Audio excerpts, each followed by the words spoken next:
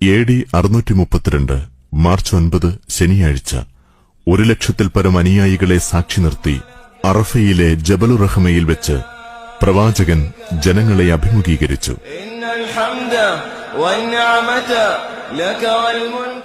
ജനങ്ങളെ, എന്റെ വാക്കുകൾ ശ്രദ്ധാപൂർവം ശ്രവിക്കുക.